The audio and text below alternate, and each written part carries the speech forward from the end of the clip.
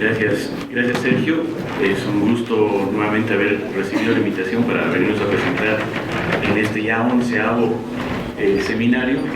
Y bueno, gracias a todos por la paciencia que van a tener al escucharnos antes del receso.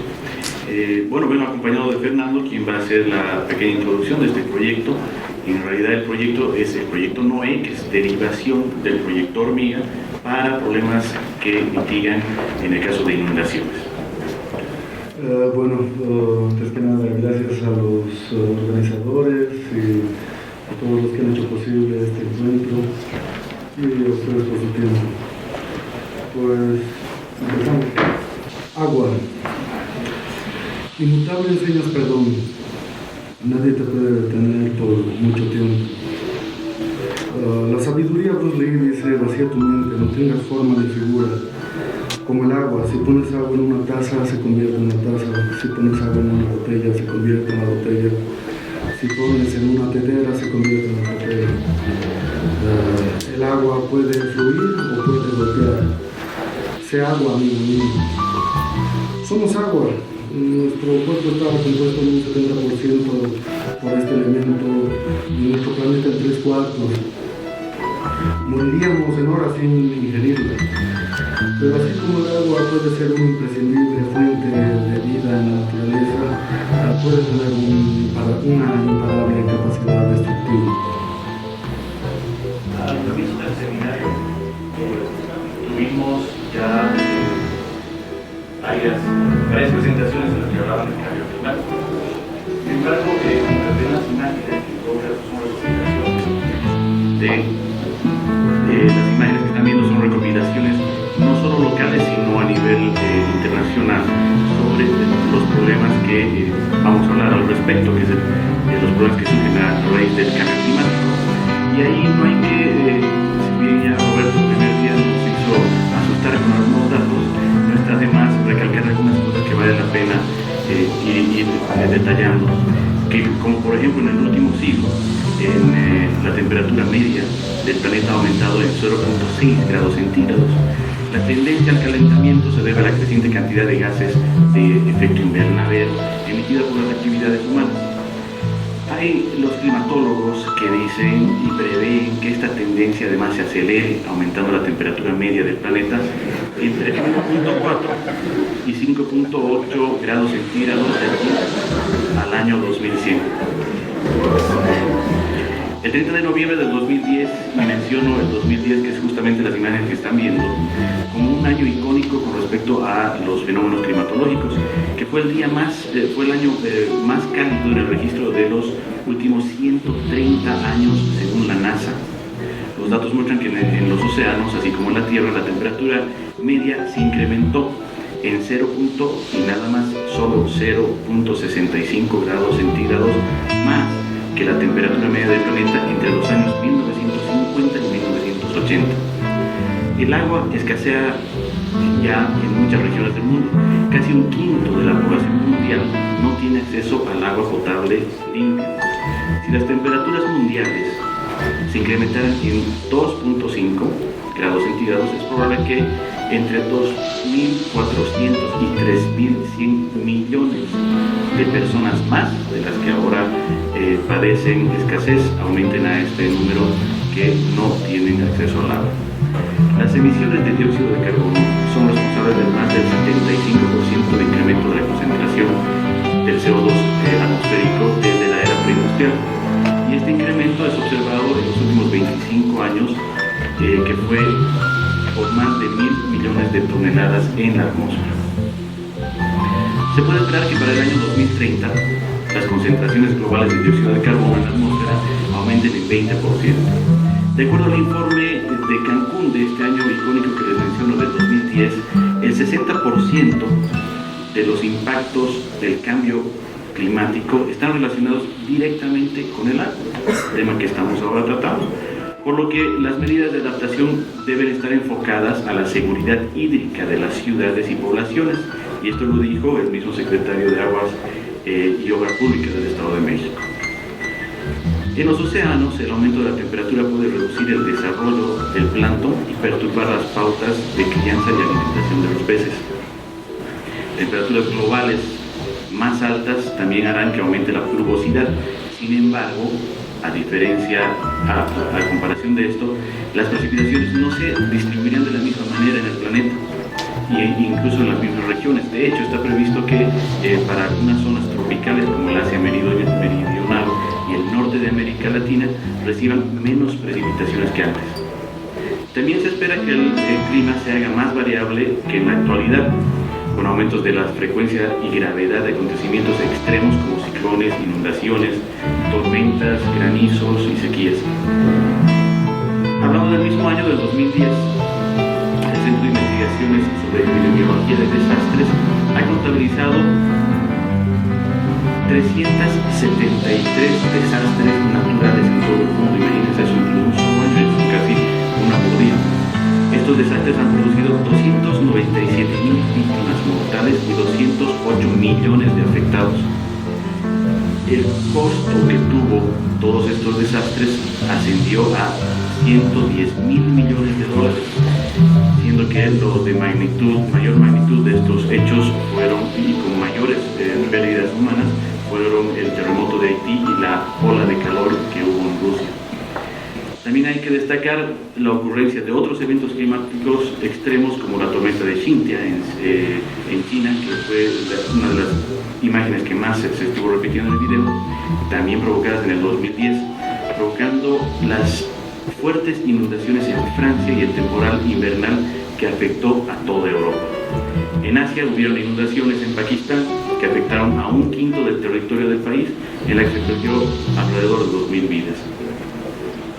En términos económicos, y así como el mundo va cambiando, los peores desastres del año 2010, seguimos hablando de ese año por la ocurrencia que hubo, han sido el terremoto de Chile, que tuvo más de 30.000 millones de dólares en pérdidas, las inundaciones y aludes en China con 18.000 millones, las inundaciones de Pakistán con más de 9 millones de dólares, 9.000 millones de dólares, y el terremoto de Haití con 8.000 millones de dólares. Los daños económicos causados por catástrofes naturales en América Latina y el Caribe alcanzaron niveles sin precedentes en ese mismo año, ya que se sobrepasó más de 49.000 millones de dólares, y ya que casi ese año 100 catástrofes mayores, tanto climáticas como geofísicas, ocurrieron en la región, y de los cuales los más graves fueron nuevamente el terremoto de Chile y el de Haití. Otros países que tuvieron pérdidas económicas debido a catástrofes se encuentran México con 5.300 millones, Brasil, Guatemala, Colombia y Santa Lucía, que fue el que menos pérdidas ocasionó, con 280 millones.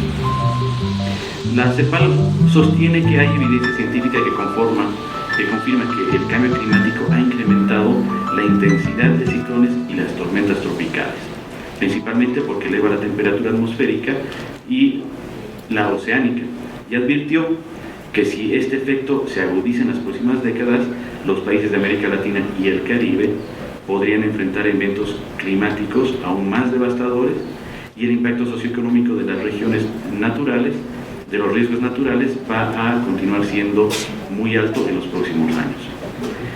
5 factores potencian este escenario: el aumento de la intensidad de los fenómenos meteorológicos que fuimos viendo y climáticos extremos, la degradación ambiental que hemos estado sufriendo, el crecimiento de la población urbana desmesurada en este caso, muchas urbes, la vulnerabilidad de los asentamientos y la falta de esa óptima gobernabilidad para reducir los riesgos en los gobiernos locales y regionales. En resumen, el cambio climático está ocasionando fenómenos que ponen en riesgo la vida humana, ocasionando todo tipo de catástrofes, como decía la presentación, deslizamientos de tierra, climas extremos, olas de calor, sequías, etc. Hoy en día seguimos expuestos a estos fenómenos y el peligro latente que amenaza la existencia de nuestra especie. Y ahí viene la pregunta: ¿cómo superar esta adversidad?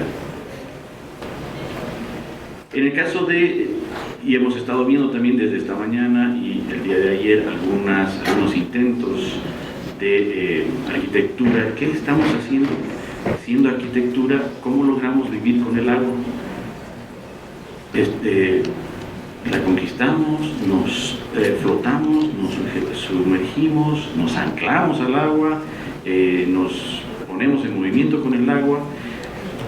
Y hay muchas, si bien algunas utópicas, hay muchos países que han estado invirtiendo e investigando y proponiendo al respecto, pero que se busca más por sobrevivencia y o alianza a este poderoso elemento agua. Pero aún esta simbiosis entre el hombre y el agua no se ha logrado del todo desde una perspectiva del hábitat ordinario, menos aún desde una planificación urbana de agrupaciones de ciudades flotantes con capacidad de crecimiento. Y estamos viendo el ejemplo de, justamente desde ahora, la arquitectura acuática que se ha estado realizando en Perú a través de estas islas flotantes, estas islas de viviendas. En algunos casos, como veíamos en las presentaciones de Renio y de Christoph esta mañana, tratamos de imitar lo que se hace en tierra por sobre el agua. Sin embargo, hay otras experiencias que muestran aquí que no solo es para viviendas, sino también para agricultura en superficies húmedas o sobre la misma agua. Y aterrizamos ya en el proyecto que en el proyecto Hormiga, que en el 2011 este proyecto obtiene el Premio Nacional otorgado por la Asociación Boliviana para el Avance de la Ciencia, que propone un sistema constructivo, como mencionó bien Sergio, altamente resistente para su aplicación en desastres naturales. Y bueno, el autor del proyecto, Fernando, nos explicará de qué se va a tratar. Bueno, antes que nada quiero iniciar compartiendo un poco dónde nace la idea de generar el proyecto Hormiga, qué conceptos, por qué conceptos he podido atravesar para llegar a esta propuesta. Me gustaría pensar que soy un entusiasta del diseño, investigador de vocación, y cuando inicio este camino, pues digo, ¿cómo aprender? ¿De quién aprender? Me gustaría pensar que aprendo de la mejor. Pues aprendo de la naturaleza. Miles, millones de años de evolución, prueba y falla, la ha convertido en el mejor maestro para cualquier situación.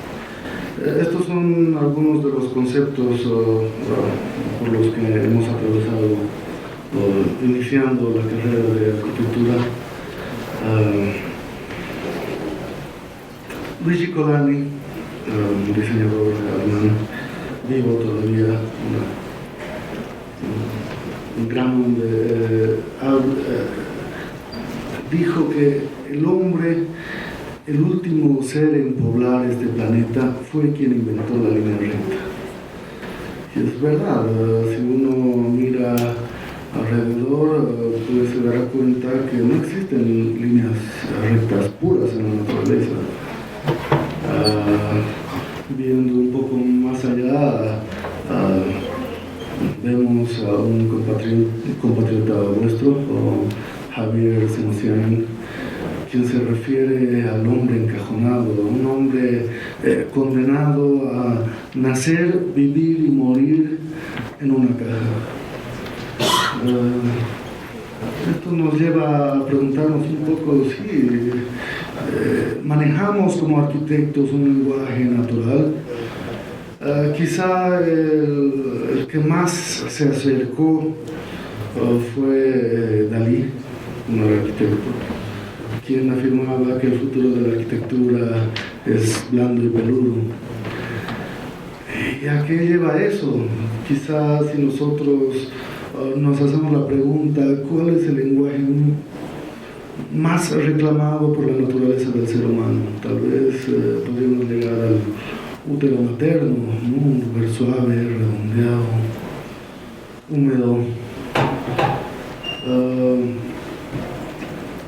Entonces, ¿estamos diseñando con las herramientas o con el lenguaje correcto?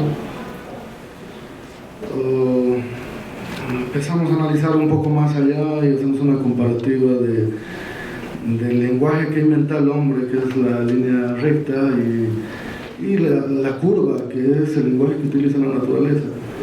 Una recta está compuesta por 2 puntos, es A, B, es bidimensional.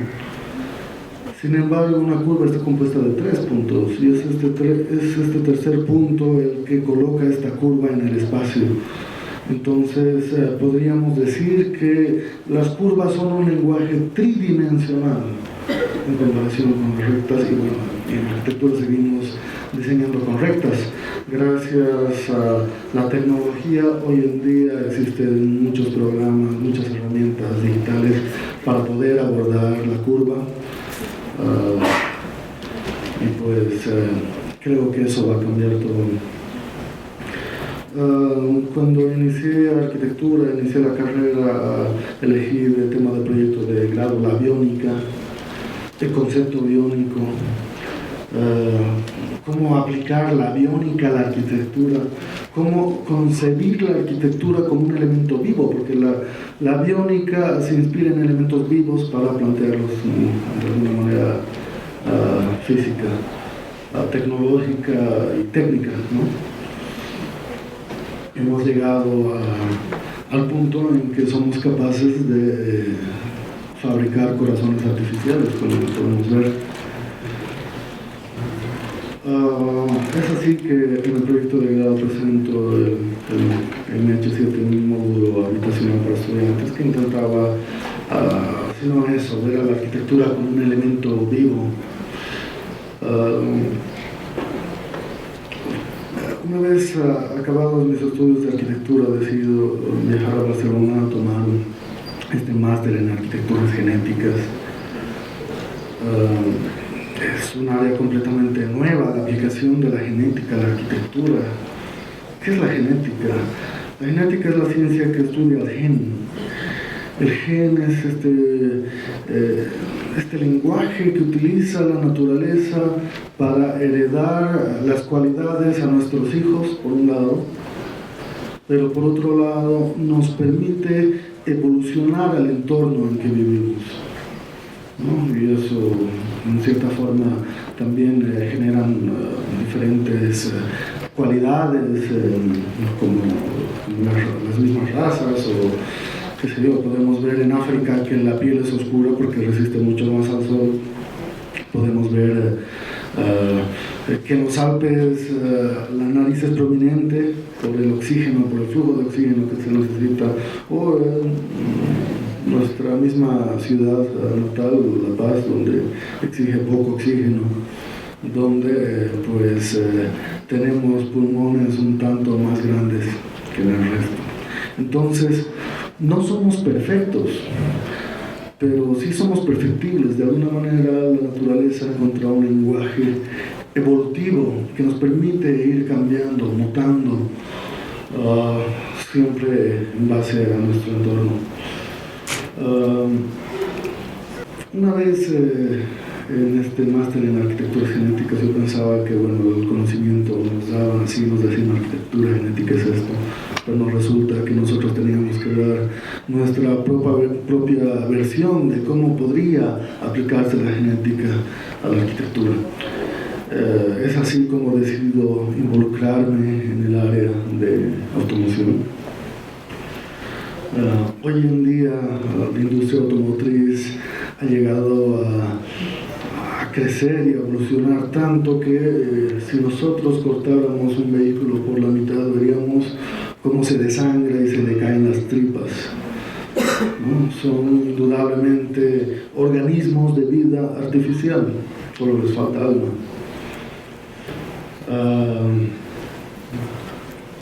La logística de la industria automotriz muestra que si hoy sale, por decir, un Mercedes clase S, de aquí a 3 años va a salir otro Mercedes clase S de última generación, que en estos 3 años habrá analizado en el mercado el resultado del producto que han lanzado, analizado qué nuevas tecnologías existen para incorporar en este vehículo, en la nueva generación. Habrán analizado muchos puntos, pero las nuevas generaciones siempre miran a las anteriores. Siempre miran al concepto primigenio, se podría decir, y es algo que en la industria automotriz le llaman el family feeling. El BMW, el primer BMW tiene que tener los rasgos o tiene que parecer el abuelo del último BMW. Y vemos a lo largo del tiempo cómo es que surge esta evolución respecto a un mismo concepto, cosa que en la arquitectura actualmente no se da, porque nosotros planteamos un hecho arquitectónico y si queremos cambiarlo o lo remodelamos o lo demolemos, pero no surge ahí una evolución. De alguna manera, si ponemos lado a lado a la arquitectura y a la automoción, nos damos cuenta que pues estamos muchos años atrás, ¿no? ¿Qué ha logrado esa diferencia? ¿No? ¿Qué ha logrado que la arquitectura, cómo podría aprender de la automoción? ¿No? Podríamos considerar a los automóviles como un exoesqueleto altamente tecnológico, una interfase con nuestro entorno que nos permite viajar a velocidades vertiginosas.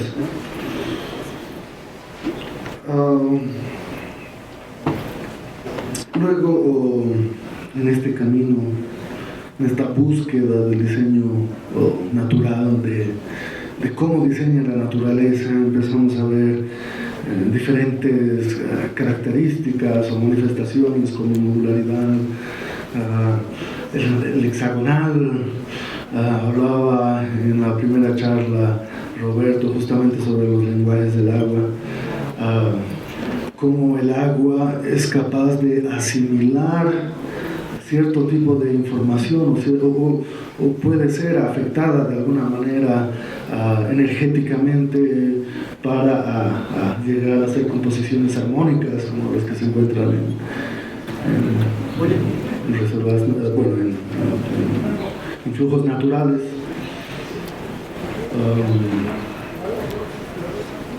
Acá vemos lo mismo, en un mayor acercamiento, cómo empieza a jugar la naturaleza, qué es lo que incita a la naturaleza a utilizar el hexagonal, como una gota de agua, cómo estas partículas pueden ser ordenadas de cierta manera, los lenguajes fractales, ¿no? Factores de crecimiento,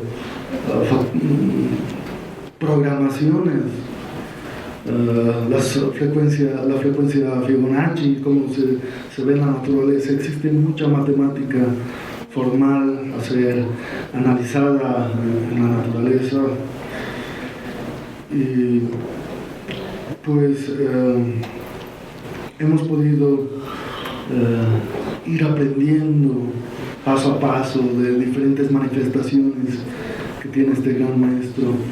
Acá vemos mucho de parte estructural, esto es un corte de nuestra cadera, cómo nosotros hemos llegado apenas a la bisagra y la naturaleza ha llegado a este tipo de articulaciones tan complejas. Acá vemos un elemento que se reproduce en muchas cosas, en los huesos, este tipo de estructura que utilizan los huesos. Acá se puede observar mejor viendo algunos casos de osteoporosis donde se elimina mucha materia, pero cómo se mantiene la parte estructural, qué forma tiene. Pues las proporciones áureas y diferentes lenguajes que aplican la naturaleza. En este proceso, ir conscientes que somos organismos compuestos por la acumulación de células, moléculas y átomos, es que decidimos digitalizar estos comportamientos a un formato finito a través del modelado en 3D. El resultado fue toda una nomenclatura de formas tridimensionales con características modulares y estructurales excepcionales, empezando en las estructuras moleculares.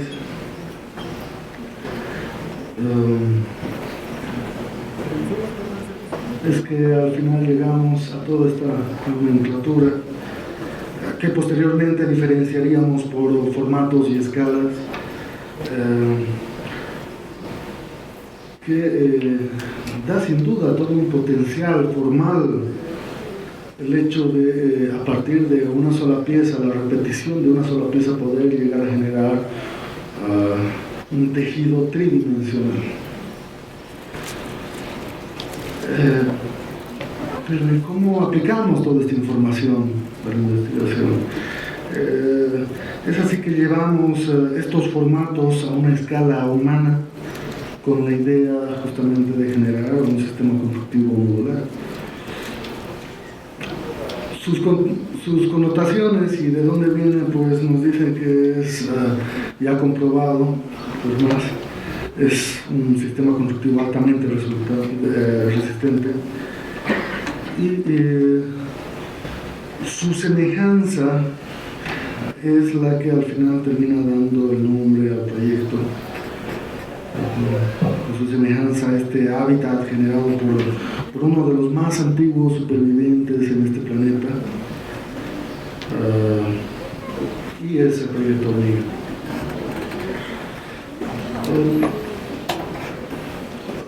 Somos generaciones que buscan el balance del hombre con la naturaleza. Tenemos ideas que quieren mejorar nuestra forma de vivir y también cuidar nuestro planeta. Pero sobre todo, lo más importante, queremos salvar vidas, asegurar la supervivencia del ser humano al acelerado cambio global. Las hormigas son un gran ejemplo, porque sobrevivieron y sobrevivirán en este planeta. Crean ciudades en un mundo de gigantes. Me pregunto, ¿qué podemos aprender de su arquitectura? Al fin y al cabo, igual nos parecemos mucho a ellas, ¿no? ¿Cómo podríamos aplicar sus lógicas constructivas a escala humana? Imaginemos ambientes donde piso y pared y techo se funden en una sola composición de arcos. Esta arquitectura es comparable a muchos organismos naturales como corales o las estructuras livianas al interior de los huesos, como pudimos ver. Su capacidad estructural ha sido comprobada por millones de años de evolución, y ahora, gracias al sistema hormiga, podemos acercarnos a esta geometría y a estas propiedades. Funcionalmente, este sistema constructivo está compuesto por bloques modulares de hormigón reforzado que, combinados, conforman estructuras complejas, capaces de albergar vida y, lo que es más importante, resistir condiciones extremas. Esfuerzos dinámicos como son el agua o el subsuelo.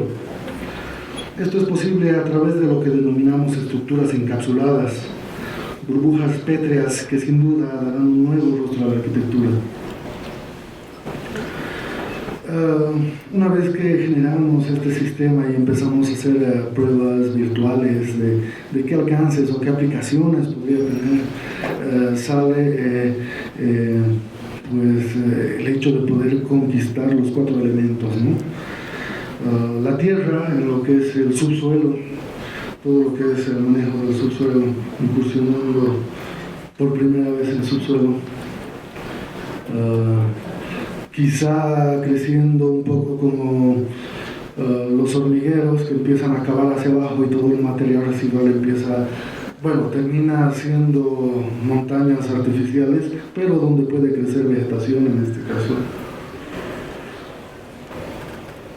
Aplicaciones donde no se podría con la arquitectura tradicional, como podrían ser nuestros desiertos, por ejemplo. ¿Qué arquitectura más ecológica puede haber que no construir en la superficie y dejar la superficie para la subsistencia del ecosistema? El aire, que lo podemos tomar como arquitectura efímera, una arquitectura que está y puede no estar, que está hoy y puede no estar mañana. Concebir a la vivienda no como un bien mueble, sino como un bien inmueble implica muchas dinámicas, como poder dar en parte de pago tu vivienda y recibir el último modelo, como lo haríamos con un coche, por ejemplo, o poder tener viviendas inteligentes que se manejen de forma similar a los automóviles. En algún momento la conquista del espacio, si bien no con los bloques de hormigón, pero el formato puede ser aplicado en cualquier material y a diferentes escalas. Quizás sean algunas exageraciones, pero bueno, si tenemos el sistema todo es posible. El elemento fuego, quizás lo podríamos ver representado principalmente en dos formas. Podríamos imaginar un Armagedón al que quizá antes ya la Tierra haya experimentado en todo este diluvio o este evento que ha eliminado a los dinosaurios y a muchas especies, o un diferente tipo de desastre, esta vez no natural sino artificial, generado por el hombre, como las guerras, como sobrevivir un 9/11. Acá vemos algunos conceptos de vivienda que empiezan, es una analogía igual tomada de la naturaleza, ¿no? Un árbol que crece y el árbol tiene la raíz, a veces la copa tiene la misma proporción que la raíz, parte arriba, parte abajo, ambos mundos, ¿no? Y bueno, lo que bueno, antes que nada, esto, no sé, hablar suponer el peor de los escenarios que nadie quisiera con respecto a las guerras o incluso el peligro nuclear, ¿no?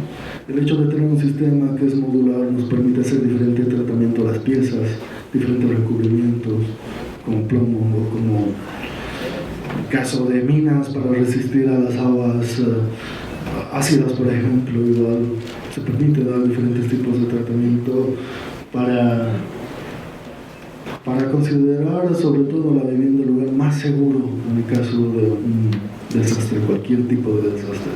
No tener que correr lejos de la casa, refugiarnos a otro lugar, sino la casa debería ser el lugar más seguro para quedarnos con el refugio. Y bueno, está el elemento que es la razón de esta exposición, que es el agua. Cómo conquistar como arquitectura el agua. Como decía Roberto, flotamos, sumergimos. Pues las connotaciones del sistema constructivo de alguna manera nos dicen que es posible poder conquistar el agua. Acá algunos proyectos en diferentes escalas. El río está inspirado en globos, están con un tensor y flotando a cierta distancia de la superficie, y en la superficie se encuentran con unos pequeños muelles, por decirlo así. Entonces uno llega, parece un pequeño muelle, pero la casa está abajo, o conceptos como este, elementos masivos, ¿no? O sea, pequeñas agrupaciones flotantes, poder generar incluso la agricultura ahí mismo, porque el sistema lo permite. Esta es otra escala. Acá podemos ver, por ejemplo, algo de, bueno, ya tenemos el sistema constructivo que resiste, pero ¿cómo se puede albergar vida dentro? Pues gracias a Andrea Artesano, una colaboradora igual, periodista, vimos algo, cómo se podía entrar obviamente tiene que ser diseño industrial. Algunos otros conceptos como los de la casa árbol, ¿no? El hecho de construcciones elevadas que permiten que el agua pase a través en caso de inundaciones.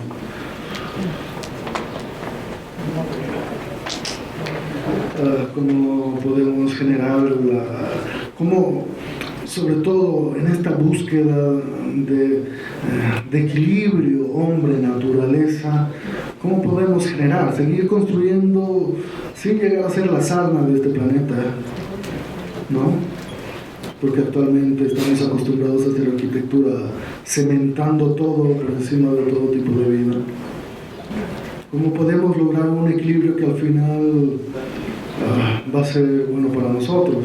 Es algo muy reclamado. Viviendas igual que permiten generar envolturas de vegetación, enredaderas, aplicaciones en casos extremos como lo que hemos visto del tsunami, tal vez generar una red de vías blindadas, por decir así, que conecten los puntos críticos de una ciudad para que aún en el peor de los desastres siga habiendo esta comunicación, sigan funcionando lo básico de las ciudades. Estas son algunas aplicaciones, tenemos hemos escogido algunas. Una forma de avanzar en este proyecto que actualmente estamos desarrollando fue poder plantear soluciones a problemas álgidos en Bolivia, en nuestro país, como una forma también de llamar la atención del gobierno para que pueda invertir y pues ayudarnos en esta noble causa. Y pues ahora veremos algunas problemáticas, cuatro problemáticas puntuales. Les quiero mostrar una parte ya aterrizando en unas problemáticas territoriales actuales. Como ejemplo vamos a utilizar solo 3 por el tema de tiempo. Déjenme explicarles, por ejemplo, la ubicación en la que se encuentra en el caso de la ciudad de La Paz, con una precipitación, y lo más importante de lo que vamos a relatar acá es de una precipitación pluvial anual de 600 milímetros. Bueno, como conocemos, el Valle de La Paz se encuentra al borde del altiplano, en una cordillera oriental. La demarcación en color rojo viene a ser la zona urbana. Está del altiplano, que es todo plano, y bajamos a la hollada, que es la ciudad de La Paz. Se encuentra en la cuenca hidrográfica de alta montaña, con 6 subcuencas hidrográficas que forman la hollada que les acabo de mencionar. Esta es una foto de igual manera satelital. Como ven acá, esta parte es plana y viene la depresión de la ciudad de La Paz, con las cuencas alrededor. Pero lo más interesante de esto es nuevamente la parte roja que van a ver ahora, es el borde el borde urbano, donde tenemos la conformación y la agrupación de estas 5 cuencas en un solo lugar, que viene a ser esta. Me decían que México tiene 40 ríos. La Paz y esta zona debe ser una 10ª parte del territorio, pero con 10 veces más ríos, ya que tenemos aproximadamente 364 que corren por la ciudad. Un contexto muy similar al de Medellín que nos mostró la exposición anterior, de los cuales, y climatológicamente hablando, tenemos 6 meses de época que viene la lluvia. Entonces, hay características topográficas abruptas en las laderas de la ciudad, la mala calidad de los suelos, la falta de basamento rocoso y la presencia de aguas subterráneas que ocasionan permanentemente desajustes en los terrenos, en los suelos, y que ya ha provocado ya desde hace mucho tiempo deslizamientos en diferentes partes de la ciudad. Los fenómenos geodinámicos mayormente son activados por las sobrecargas de las estructuras pesadas en áreas inestables, los cortes indiscriminados por parte de los vecinos y los constructores sin la construcción de muros de contención en estos cortes, y la abundante lluvia y presencia de aguas subterráneas que existen en la ciudad, que tienen además infiltraciones en los suelos, con el tiempo van saturando. Y esta es una foto de un deslizamiento que tuvimos en el 2011, un evento macro, porque se deslizó toda esta parte que están viendo en el proceso, y de cómo quedó después ya haciendo terraceos en estos terrenos. Las amenazas que sufre una ladera son permanentes, y los deslizamientos dependen de varios factores. Entre uno de ellos es la característica del suelo. Los lugares montañosos son pendientes fuertes, con los que más facilidad sufren deslizamientos, aunque en ocasiones pendientes en algunos casos cuando no son muy pendientes, de igual manera por estas filtraciones y problemas de suelo, la falta de rocosidad en el suelo, hacen que también tengan mayores riesgos. Otro de los eventos y las razones de estos problemas son las condiciones climáticas, y en este caso presentamos un hecho histórico que sucedió en la ciudad de La Paz, y vieron muchas de esas imágenes al inicio en el video. Fue una lluvia intensa que sucedió en 45 minutos, en 90 minutos, en el que ocasionó y tuvimos muchas pérdidas humanas. Pero junto con la erosión y los suelos arcillosos, son también provocados por los ríos, además tenemos y nos generan mayores riesgos. Pero los más peligrosos siempre son los factores antrópicos, los movimientos de tierra, las excavaciones que se hacen para construir sistemas viales, edificaciones, el mal uso de la red potable, del alcantarillado, hacen que se rompan los perfiles del equilibrio de las laderas y faciliten desprendimientos y deslizamientos. Así como les muestro la misma ciudad de La Paz, que tiene una problemática, vamos a ser más puntuales en la problemática que ocurre en el lago Titicaca. Este es el lago Titicaca, que está dividido, dividido entre Perú y Bolivia, y tenemos el estrecho de Tiquina, donde existen dos poblaciones, San Pedro y San Pablo de Tiquina. Ambas penínsulas son separadas por aproximadamente 1 kilómetro, que convierte además a la vocación y ocupación de los pobladores de ambos extremos, quienes transportan en barcazas, como ven acá, a pasajeros y vehículos de una orilla a la otra. Este estrecho es un paso necesario para llegar al santuario de la Virgen de Copacabana, o de la ruta que une a Perú con Bolivia. El gobierno boliviano lleva casi 10 años intentando conectar estos extremos a través de un puente para el paso de vehículo, para evitar justamente lo que vemos acá, accidentes que no fueron pocos, fueron muchos, y que juntamente con hundimientos tanto de vehículos, buses y demás, en muchos casos se perdieron algunas vidas por la falla de la precariedad que tienen la construcción de estas plataformas. Aún así persiste la negativa de las comunidades por la repercusión en la economía de los transportadores actuales, los pescadores, los restauranteros, los balseros, que aprovechan este cuello de botella, ¿no?, como modo de subsistencia para ofrecer sus productos, sus servicios. En caso de construirse un puente, ellos se verían obviamente afectados, ya que pasarían de largo lo que ellos ofrecen y se reduciría en cuanto a su economía. Bueno, entonces ante esta problemática y este escenario, Fernando va a presentar un derivado del proyecto Hormiga, que se llama Proyecto Atlantis, en el que se trata precisamente de unir estas dos penínsulas.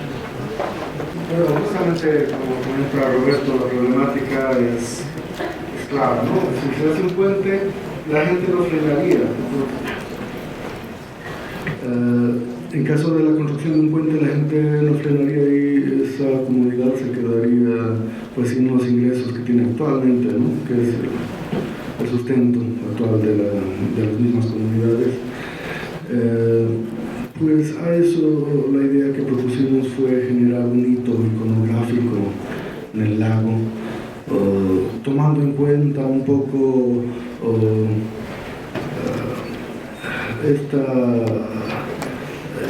estos cuentos populares respecto a la posibilidad de la afección del Atlantis en nuestra cultura tihuanacota, sobre todo, o las chincanas, estos viaductos subacuáticos. Es así que, tomando este concepto, se propone Atlantis, que es un complejo turístico que une estas dos poblaciones a través de un viaducto subacuático, y del cual de la parte central emerge este elemento, y la idea es convirtiéndose, que este pueblo se convierta en un atractivo turístico, ¿no? Fue un proyecto un poco lanzado, se podría decir, por la escala, sobre todo, ¿no? Pero fue nuestro primer acercamiento al gobierno y a mostrarles que era el proyecto Hormiga. Acá podemos ver el estrecho de Tiquina, San Pedro, San Pablo, y podemos ver el viaducto que une, ¿no? Con 5 carriles, 6 carriles, y al medio, como me dije, esta estructura. Acá se puede ver un corte, son algo más de 800 metros de largo. De acuerdo a los reportes de los hundimientos, no llega a una profundidad mayor de 30 metros. Y bueno, la idea es dar un paso generando el viaducto y el complejo turístico, pero no termina ahí, sino la idea es que este mismo complejo turístico del lugar, hay que todo este elemento siga creciendo subacuáticamente como si fuera un coral. Acá se puede ver algo del cuerpo. Y bueno, la idea rescatable sobre todo de esta ciudad en el agua, ¿no? Otra situación aplicable para este proyecto, en este caso, viene a ser la problemática que existe del riesgo del desmoronamiento del conocido Cerro Rico de Potosí. Como todos conocen, en la época de la colonia española, este cerro tenía varias vetas de plata y se constituyó en la veta más importante del mundo. Desde entonces ya son casi 500 años de explotación minera que ocurre en este cerro. Hoy por hoy se encuentra dividido por 17 niveles, de los cuales se puede acceder mediante elevador, pero alcanzamos una profundidad de 240 metros, y nada más le estoy hablando de una de las minas, de las más de 20 que existen en todo el Cerro Rico de Potosí. Esta explotación del metal ha hecho que el majestuoso Cerro Rico de Potosí se pareciera más a un queso gruyere, con tantas perforaciones que tiene, porque son kilómetros de antiguas minas en desuso que han puesto en peligro la estabilidad de este cerro, amenazando con la vida de más de 15.000 mineros que trabajan en ese sector y que habitan en esas entrañas. El parar la explotación no es pues una alternativa para los cooperativistas, porque es un modo de subsistencia, ya que es una fuente además de ingresos de muchas familias. Sin embargo, las condiciones empeoran y el cerro se va desmoronando y fue catalogado como un patrimonio cultural de la humanidad por UNESCO. Día a día va perdiendo su forma piramidal de la que antes se debía y está plasmada en la misma moneda como escudo de la moneda nacional, y ya se ha reducido, por tanta socavación que hay, se ha reducido en 30 metros la altura del cerro. Entonces ahí surge nuevamente otra parte de la aplicación de este proyecto Hormiga, pero en este caso ya dentro de las minas como soporte que va a explicar Fernando. Bueno, el proyecto Mayastic es el segundo que planteamos al gobierno para este problema crítico, que también tiene componente social por las familias que dependen de este cerro. Pues este problema podría ser comparable o explicable. El actual Cerro Rico de Potosí es como una masa cruda de pan, donde si le introducimos el dedo una vez que sacamos, pues toda la masa tiende a cerrar este agujero. Pues más o menos es este el comportamiento que existe en el cerro y en la tierra misma. Y la idea es, una vez que metemos el dedo, sacamos y armamos estas estructuras encapsuladas. Son kilómetros y kilómetros de minas en desuso. Se podría pensar en una ciudad subterránea. El cerro tiene una conformación volcánica, se extraen muchos minerales, actualmente más de 6. Esta composición volcánica ha hecho que de alguna manera muchas de las islas principales van sobre el eje del mismo cerro, ¿no? Es por eso que justo en la parte de la cúspide ha surgido un cráter donde cada vez hay derrumbes y ese cráter afecta verticalmente a todos los niveles hacia abajo, ¿no? Entonces pone en riesgo y ya se ha tomado algunas medidas.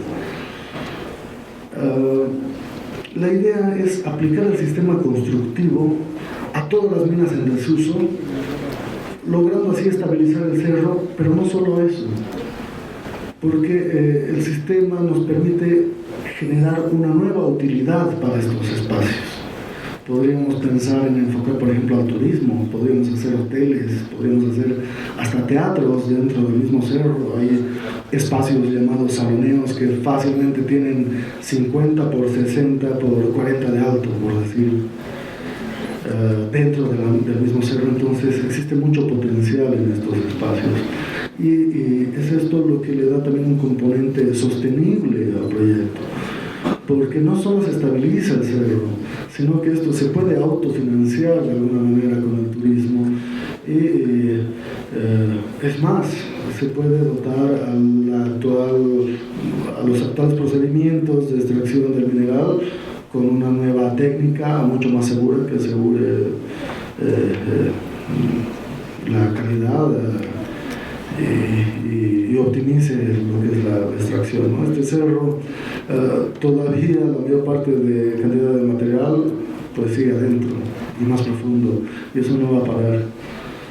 Entonces la idea fue generar eso, ¿no? Toda esta infraestructura que a través de esta circulación vertical que corre por el eje del cerro pueda articular las diferentes minas y generar en la cúspide un parque temático. Este problema también pasa mucho porque nosotros tenemos al Cerro Rico de Potosí con un gran orgullo en nuestro escudo nacional y era un cerro casi perfectamente piramidal. Hoy en día esto no es así, de hecho está aún más crítico que solo haberse hundido porque, bueno, en el afán de mantener la forma y todo eso han seguido poniendo peso encima y bueno, mírame, no me toques el cerro. De hecho, en una de las visitas que hemos tenido hemos podido presenciar un derrumbe que ha sido algo un tanto aterrador. Es algo que no se puede manejar. Acá vemos algunos de los pasos que se sugirieron para la solución, ¿no?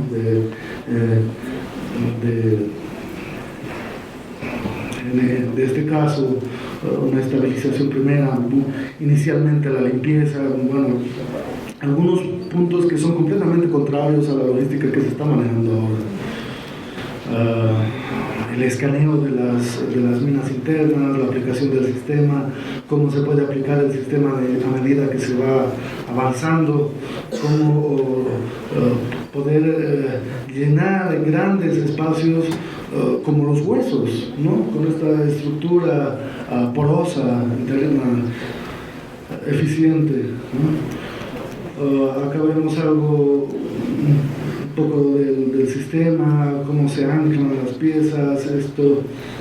Acá vemos un corte del cerro justo en la parte de la cúspide y lo que es el cráter y cómo integrar todo eso al parque natural, que sería como una prótesis, que lo que haría sería completar el cerro, completar la forma piramidal del cerro y nos permitiría acceder al inframundo. Como también este parque podría generar algún tipo de espectáculo o de luces, ¿no? De iluminación, que pueda ser un espectáculo no solo para los visitantes de este cerro, sino para todo el cerro, para toda la ciudad de Potosí, porque la ciudad está a las faldas de este cerro. Entonces, ¿cómo lograr eso también, ese carácter iconográfico, ¿no? Acá se ve un poco el paisaje que tenemos de la parte alta. Estas son las fotografías que tomamos desde la cúspide. Es un paisaje increíble, rodeado de tantas montañas espectaculares. Acá abajo podemos ver un poco el corte que hay parque y los elementos, más o menos es el tanto de distancia que el cerro ha bajado. Ahora, esto es sobre una hipótesis porque todavía no se ha hecho la limpieza. Para llegar a la punta del cerro es necesario ir escalando en pura roca suelta, ¿no? Entonces el proyecto propone primero sacar toda esa roca suelta y después ver. Pero este es sobre la topografía actual, ¿no? En todo caso, el parque podría ser un poco más grande hacia abajo. Acá se ve un poco la vista aérea, porque tomando un corte en lo sano de toda la parte que se ha unido, pues el corte nos genera exactamente esta forma interesante, y la idea ha sido esa, ¿no? La forma exactamente de lo que sigue es completar esta forma piramidal del cerro. Otra vista aérea. Acá se ve algo de detalles de los materiales que se utilizaría, hasta qué punto hacer autosostenible, plantearnos si es una ciudad subterránea, ¿cómo será que se puede hacer una ciudad autónoma también? ¿Será que se puede, por ejemplo, o plantar y cultivar algún tipo de hortalizas en subsuelo con luz artificial? Acá algunos detalles. Este es el ingreso principal. La idea era también para la misma logística del manejo del turismo, poder promocionar esto como un lugar al que se puede ir de caminata, ¿no? Cabe resaltar que el Cerro Rico de Potosí, la parte de la cúspide, casi llega a los 5.000 metros de altura. Algo de los espacios interiores, de cómo se van generando los espacios interiores, generar vegetación al interior y algún tipo de ecosistema, ¿no? Parte igual. Pues nada, esto del proyecto Majestic, pasamos al siguiente. Bueno, como último caso, ya para finalizar, otra de la casuística en la que se puede aplicar esta clase de proyecto, y aquí viene el tema del agua, y se refiere a las inundaciones y constantes inundaciones que sufre el norte boliviano, que hoy en día atraviesa inundaciones cíclicas que amenazan cada febrero de cada año. Entonces, a miles de personas que viven en poblaciones y en el campo, cada año el éxodo de personas van y se ven obligadas a abandonar sus casas, sus tierras, su ganado, sus animales. Entonces, viendo que esto es recurrente y es cíclico, ya no se trata de que el gobierno cada año declare alerta naranja e invertir más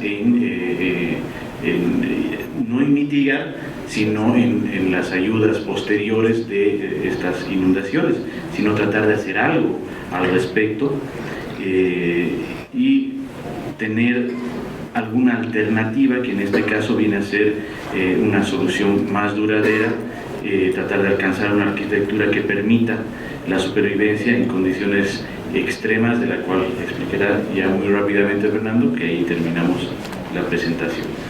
Bueno, sí, este es el caso de una arquitectura que tiene que mutar. Tenemos que hacer algo, tiene que haber algún cambio, ¿no? Los alcances del proyecto nos abren un abanico de opciones, de posibilidades, de escalas para poder proponer plataformas flotantes, ¿no? Ya en la Biblia se hablaba de este diluvio universal. Y es de ahí de donde sacamos el nombre del proyecto Noé. Inicialmente fue porque, más allá de que las inundaciones en las ciudades, veíamos, justamente como mencionaba Roberto, este éxodo de personas y animales que se ven, que inicialmente corren a tierras altas, pero llegado el momento el agua sube a mayores niveles y pues ocurren tragedias, ¿no? La idea de generar plataformas flotantes que no solo nos permita a nosotros sobrevivir como seres humanos, sino que nos permita llevar a nuestros animales, todo el norte boliviano, parte de Beni, incluso a Santa Cruz, parte de Pando, son tierras ganaderas, ¿no? Desde donde viene generalmente pues en estas fechas es siempre una tragedia, ya muchos años atrás. Cada vez es lo mismo y cada vez es como que entramos en alerta, como si no supiéramos qué va a pasar. Y bueno, ya es porque la arquitectura todavía no ha planteado una solución. Acá vemos algunas escalas de aplicación, desde, qué sé yo, módulos de salvamento, acá vemos algunas plataformas flotantes o aplicaciones mucho más grandes. Este es un módulo de salvamento, por ejemplo, de desastres, no necesariamente para el norte boliviano, pero qué sé yo, en el caso de un tsunami o cosas inesperadas, pues es como una jaula, ¿no?, protectora, manejando el hecho de que el sistema sea modular, pues nos permite, es como juego de niños, ¿no? De hecho, estas son propuestas, pero la idea es que el sistema se puede aplicar, pues, con esa libertad, con la libertad que se utilizaría un Lego, ¿no? Acá vemos algunas viviendas flotantes, con islas flotantes, unas propuestas. Esta fue la generación, por ejemplo, de una plataforma en la cual podríamos tener en toda la parte de adelante a los animales y en la parte del fondo podría estar la gente. Y estas son algunas fotografías de Pando, que es el río de Acre, que afecta a Bolivia, pero sobre todo a Brasil y parte de Perú. Esto es en Volpebra, en un punto donde confluyen los tres países, donde se hablan de muchas causas, aparte del calentamiento global. Existe la posibilidad también que esto haya sido generado por algunas